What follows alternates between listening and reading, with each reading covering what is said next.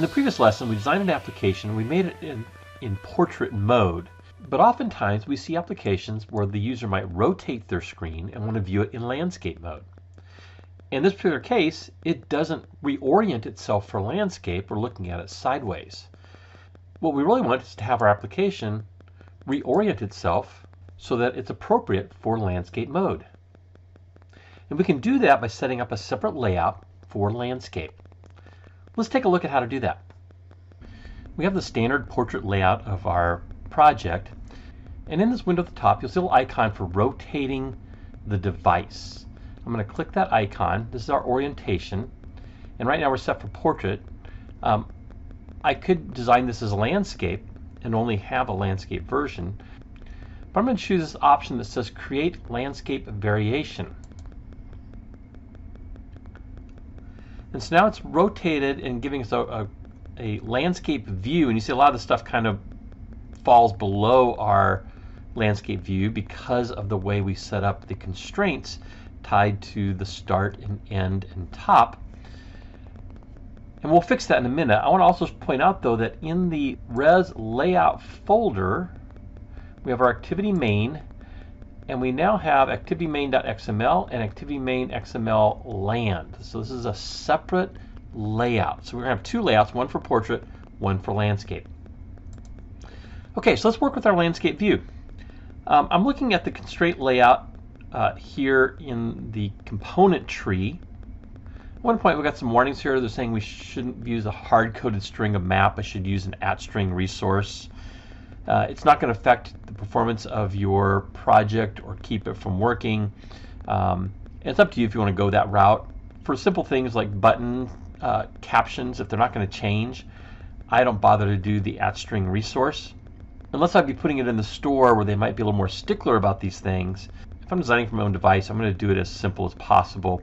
And sometimes I just find it simpler to hard code that string for button captions. So I'm going to select all of these items in the component tree, and then I'm going to right click and choose Clear Constraints of Selection. Then I'll get rid of all my constraints, and I begin to reconstrain things in this landscape view. I'm going to take the image, I'm going to narrow this up a little bit. I want the image to appear on the right hand side, and then the Visit Slovenia and all the buttons to appear on the left hand side. So let's take this Visit Slovenia. I'm going to narrow this up a little bit, and I'll set a constraint to the left. You bring up my attributes, and I'll set that as 24, and then we set a constraint to the top, and I'll make that 24 as well. Now for the image, I'm going to kind of do the same thing here. I'm going to constrain it to the top,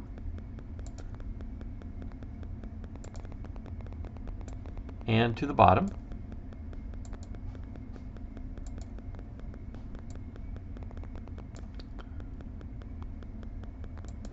and to the right.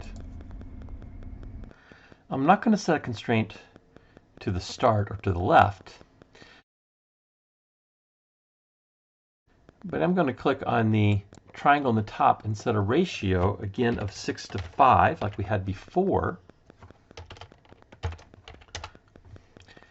But instead of the height being constrained by the width, I want the opposite. I want the width to be constrained by the height measurement. So I'm going to change that to a W. And I've got a hard-coded width here that says 344 dp. I want to change that to match constraint. So now it allows those constraints to take over, and I get the 24 pixels top and bottom and maintaining that 6:5 ratio with it tied to the right-hand side or to the end. So we have this remaining space here for our Visit Slovenia title and our 5 buttons. I'm going to take the Visit Slovenia and move it up in the layout as well as the IV. Actually, I'll move the image view all the way to the top.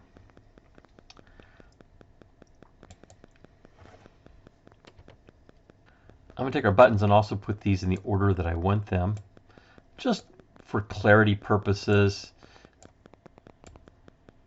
It just makes it a little bit easier for working top to bottom. Okay, I'm going to take the title. That's our very first button. Just going to drag it up here. Do the same thing with the map. Just going to drag these into place roughly, and then we'll set some constraints. I'm going to take the title button, set up a constraint to my text view. Let's make this 24 points. I'm going to do the same thing on the bottom one. We'll set up a constraint to the bottom of our constraint layout. 24 points. And then I'm going to take those 5 buttons, right click, and create a vertical chain. I'm also going to take the title and add a constraint to the left. I'm going to do 24 point. It wouldn't hurt to do that for all of these. I could also choose to align these.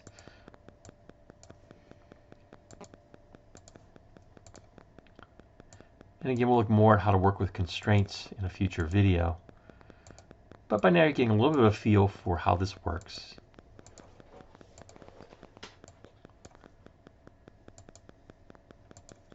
So let's test and see what we're getting. Now I'm going to start out in portrait modes in my emulator. So I want to rotate that and rotate it in the emulator, simulate that. And so now I'm getting the title with our 5 buttons and our image on the right hand side. So we can go to the map, we can go to Ljubljana, Dresnica, and the Kranja Forest, and back to the title.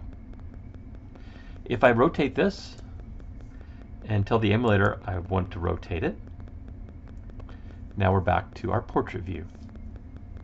And just one more test, I'm going to go back, rotate,